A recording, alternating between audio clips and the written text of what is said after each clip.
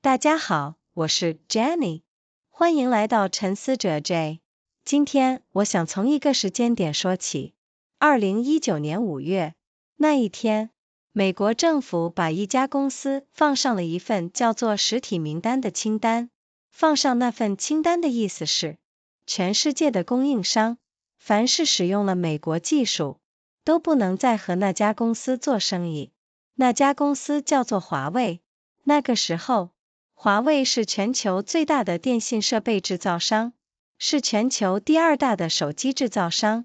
放上那份清单之后，谷歌宣布停止授权安卓给华为，高通宣布停止供应晶片，英特尔、博通那些公司一个一个宣布。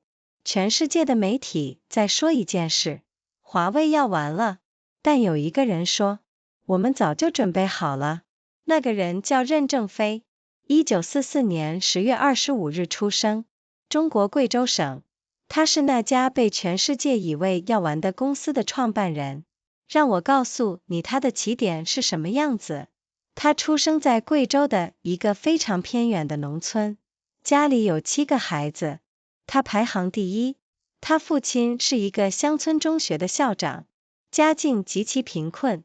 他后来在一次访谈里说，他小时候有一段时间真的不知道明天的饭在哪里，但他父亲告诉他，就算再苦，你和你的弟妹都要读书。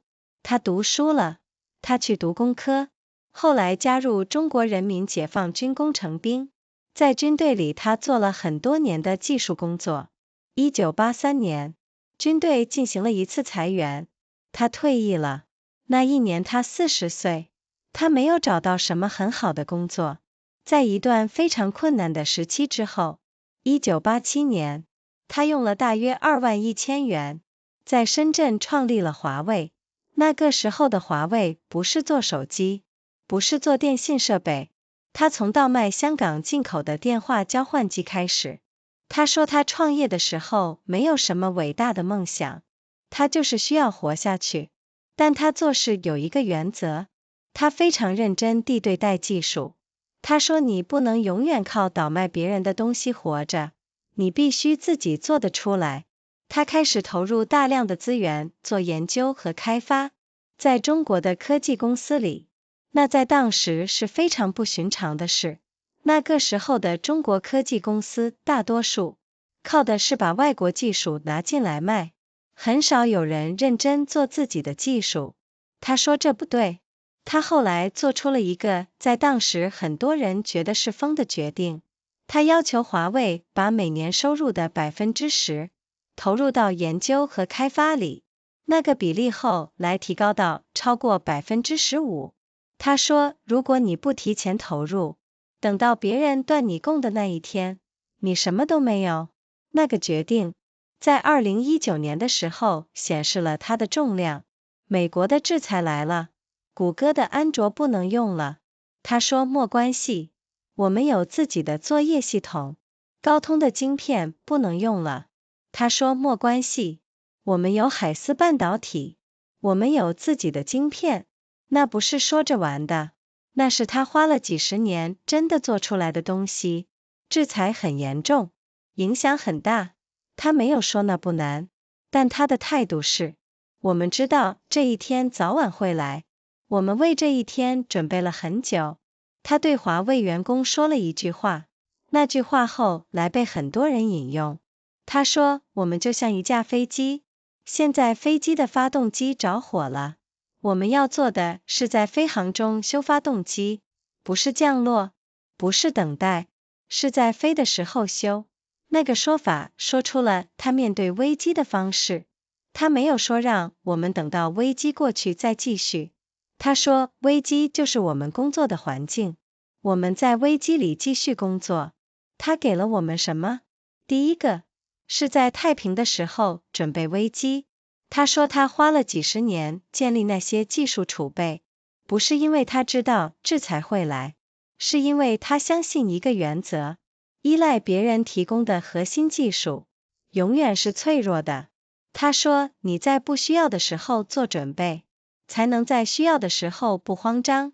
你自己的生命里有没有那种东西，你在还不需要用到的时候，就已经开始准备了？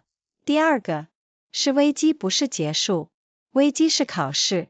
他说，制裁让他们失去了很多东西，但他也让他们更清楚地看见哪些地方他们还不够强。他说，那反而是一种清晰。很多时候我们害怕那个考试，但那个考试完成之后，你才知道你真正的能力在哪里。第三个是长远的视野需要短期的代价，把15%的收入投入研究和开发。在那个决策做出来的很多年里，这看起来非常不合理。那些钱可以用来做更多的业务扩张，可以用来让财务数字更好看。他说不，他说那些钱是在买未来。长远的视野需要你在现在接受某种代价，那个代价可能是别人不理解，可能是短期的数字不好看，但那个代价是你为未来的自己买的保险。第四个是一个人的起点不决定他的终点。他出生在贵州最偏远的地方，他父亲是一个很穷的乡村校长，他40岁才创业，他的第一桶金只有21000元。他说他小时候连明天的饭都不确定有没有，但他的父亲告诉他读书，那个读书的决定，那个不管环境多难都要继续向前的态度，是他后来走到那个位置的起点。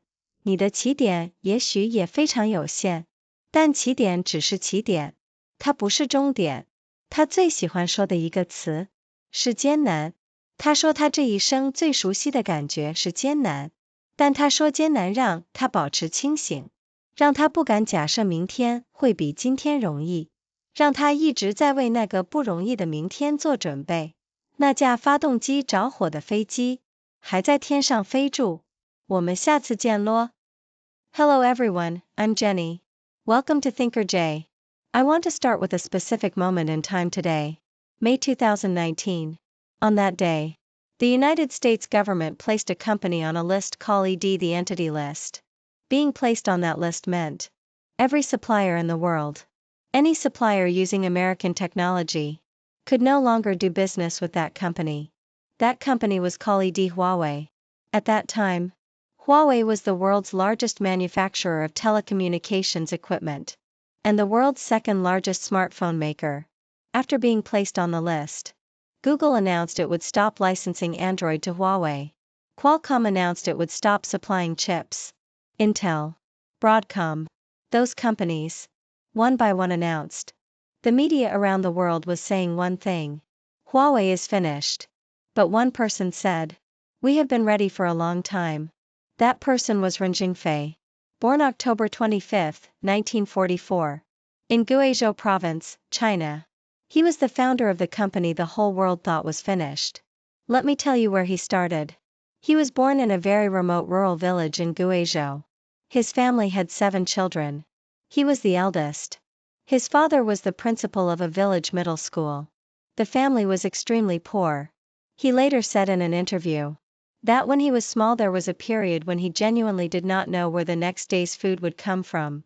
But his father told him, "No matter how difficult things are, you and your siblings must keep studying." He studied. He went into engineering, and later joined the People's Liberation Army Engineering Corps. He did technical work in the military for many years. In 1983, the military carried out a round of cuts. He was discharged. That year he was 40 years old. He did not find a good job. After a very difficult period, in 1987, he used approximately 21,000 yuan to found Huawei in Shenzhen. At that time Huawei was not making phones, not making telecommunications equipment. He started by reselling imported telephone switching equipment from Hong Kong. He said when he started the company he had no grand vision. He simply needed to survive. But he operated by one principle. He took technology extremely seriously. He said you cannot survive forever by reselling other people's products. You must be able to make it yourself. He began putting enormous resources into research and development. Among Chinese technology companies at that time, this was very unusual. Most Chinese technology companies of that era brought in foreign technology and sold it. Very few were seriously doing their own technical work. He said this was wrong. He later made a decision that many people thought was unreasonable at the time. He required Huawei to invest 10% of its annual revenue into research and development. That percentage later rose to over 15%. He said if you do not invest ahead of time, when the day comes that someone cuts your supply, you have nothing. That decision showed its weight in 2019. The sanctions arrived. Google's Android was no longer available. He said it was fine. We have our own operating system. Qualcomm's chips were no longer available. He said it was fine. We have high silicon semiconductor. We have our own chips. That was not words. That was what he had spent decades actually building. The sanctions were serious. The impact was significant. He did not say it was easy. But his posture was. We knew this day would come sooner or later.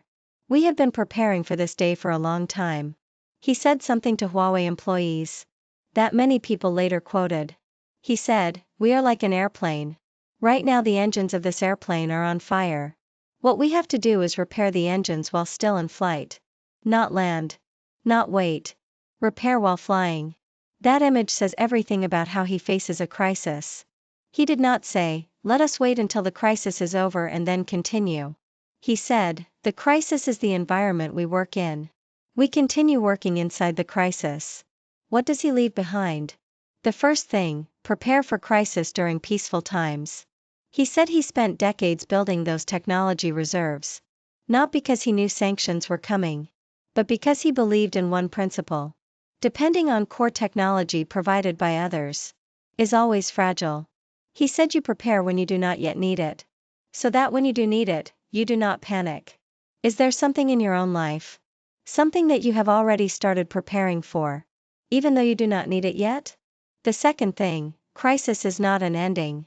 Crisis is an examination. He said sanctions caused them to lose many things. But it also made very clear where they were not yet strong enough. He said that turned out to be a kind of clarity. Many times we fear that examination. But after that examination is over, you finally know where your real capacity lies. The third thing, long-term vision requires short-term cost.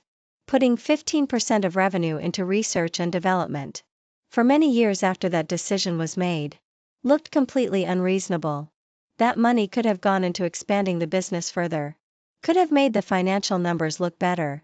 He said no. He said that money was buying the future. Long-term vision requires accepting a certain cost in the present. That cost might be other people not understanding.